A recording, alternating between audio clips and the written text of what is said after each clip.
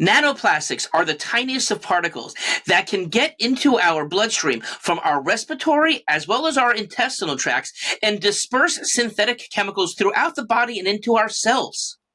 There's new research that shows that store-bought water bottles has up to 100 times more plastic particles than originally thought. So let's talk about it. Hey everybody, it's Dr. David. So today we are going to be talking about a big serving of health and educating ourselves on what we are exposing ourselves to if we are not mindful of what we are doing. Okay, so we're going to talk specifically today about plastics, the tiny particles called microplastics and nanoplastics, and the risks that they pose to our health. Okay, now plastics themselves were first discovered in 1907 by a Belgian chemist named Leo Baekeland. I think that's how you pronounce it, B-A-E-K-E, Baekeland. We'll go with that, Baekeland. Now, it began being mass-produced after the Second World War, and there was also a second mass production that happened in the 60s and 70s because there was a huge demand by consumers for this. And it was replacing other types of materials because it was cheap, it was easy to make, they were considered sanitary, and they were pretty versatile in terms of what they could be turned into. But now there are these very much growing concerns about what happens if the tiny plastic particles, things that we can't even see by the naked eye, may be entering into our bloodstream. In fact, they are getting into our bloodstream, and they can be causing havoc because of what they carry along with them. Okay, so now the nanoplastics themselves, they're incredibly small, as I mentioned. They are the size of 1/1000th the width of hair. Okay, they are not visible to the naked eye. In fact, they can't even be seen on under a regular microscope. So, and these are so small that especially when swallowed, that's what we're going to be talking today about in water bottles, but they are so small that nothing has to happen for it to be absorbed into the bloodstream. It can pass through anything because of how tiny the particles themselves are. Okay, now, this new research study that was it was published in the Proceedings of the National Academy of Sciences, very reputable source. There was a group of researchers from Columbia University, and what they did is they took two of the smaller, like the 16-ounce bottles of water, and they measured how much was in the equivalent of 500 milligrams, which would be, approximately a liter, I should say, pardon me, that's a liter of fluid. It's about two of those things would make about a liter. Now, what they found is that they contain, on average, 240,000 plastic particles, and 7 different types of plastics were found. So not even the types of plastics that were in the bottle itself, although that's a significant concern because if you crush the water bottle while there's water in it, if you heat it up, there's more of a problem there. But there were 7 different types of plastics that were found. And 90% of the types of plastics were these nanoplastics, these tiniest of particles that get on through. Okay, now what they did, although they didn't publish as to what brands they were in 3 very major brands of water bottles that are sold throughout the United States. Okay, now what is the concern here? What is the danger of these nanoplastics? So first of all, they do possess a health threat too. From among all the different types of plastics, there's so much pollution. I mean, my goodness, we hear about these plastic islands that are flowing in and living in the ocean. But when they're getting inside in the body, that's a significant problem because not only they are so small, but yet they themselves can carry a lot of different toxins with them into the body. Things like heavy metals, phthalates, flame retardants. Per and plurifluorinated substances, the PFAS that we talked about, these forever chemicals, things that once they enter the body, it's not believed that they get out, okay? And bisphenols like BPA. Okay, now in terms of with this, it's shedding these little parts that keep on breaking off. So the longer it's been there, probably there's more of a problem.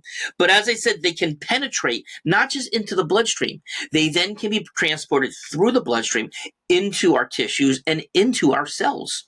Okay, and that can themselves, once those and the toxins themselves that they bring along with them, that can certainly cause cellular disruption and illness. Now, infants and young children pose probably have the biggest threat, and the reason because in their developing brains, where again these nanoparticles are so small that they can pass through the blood-brain barrier, so their developing brains are going to be the most sensitive to those types of toxins. Now, but overall, as far as these chemicals themselves, so in addition to getting into there, they can cross through the placenta. So if a mother is consuming this bottled water with the plastics in it, then not just once the baby's out, it's actually getting to the developing fetus. And if we're concerned about what it's doing to a young child, when it's already outside the womb, we know that these barriers are even more permeable to a fetus. We also know that the brain development is even less along the way. And so imagine when cells are multiplying very rapidly, but before they've differentiated into our cerebellum or our hypothalamus or cerebrum, they're not even formed to that yet. And so there's a significant concern of might there even be disruption in the way that those are going to be able to properly form? Or of course, if the DNA perhaps is going to be disturbed, what could be doing as the cells propagate as we're going through fetal development? Now, this is a theory. This hasn't been proven, okay? Lots of research will be coming out about this, and the likelihood that this is going to be good news, well, probably not, because we know what is going on here. So not just passing through the placenta, but they have already shown that these substances, even for humans, can pass into our liver. It can pass into our kidneys, can certainly pass into the brain. Probably no reason to think it wouldn't be going to any other tissue as well. So this is a major, major concern. Okay, now, what is known for sure is that the toxins that I mentioned that are carried by these plastics, these nanoplastics, they are toxic. We know that. But there's another question, which we don't know yet, is are the plastic particles themselves toxic? Which, of course, would bring a compounded issue. It's problematic enough that toxins are being carried by it, but we don't even know what these nanoplastics, at these smallest nanoparticle types of substances, what might they be doing themselves to us. And again, we just don't know, and don't want to find out what's happening to any of my family. But at the same time, yeah, this is going to be a concern. And of course, not as many people are going to be hearing this video. So it's important to please share this information, because there is alternatives. There are alternatives. So first and foremost, drink filtered tap water.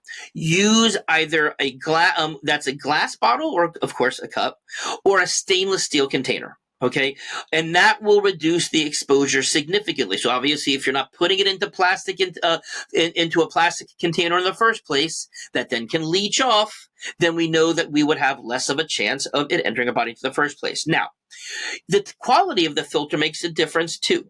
Okay, so microplastics. So microplastics are bigger than nanoplastics, still too small to see, but they are very, very, they're probably a lot of high quality regular water filters like that people put on their sinks. It can handle that. However, in order to make sure nanoplastics are not getting into your body, into the water, it has to be reverse osmosis.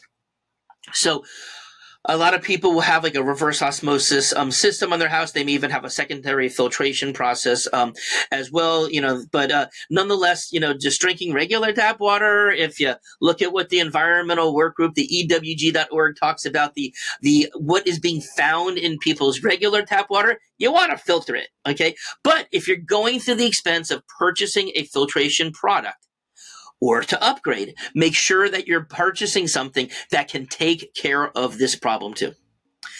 All right, well, now you know something. As I said, share this with people you love, people that you know. They need to know that there is a way of avoiding these toxins, but you have to be proactive, you have to take action, and you have to not buy those water bottles. Obviously, I would imagine it's true in soda bottles and juice bottles and all other kinds of things as well. But yeah, it's a problem. Have a nice day.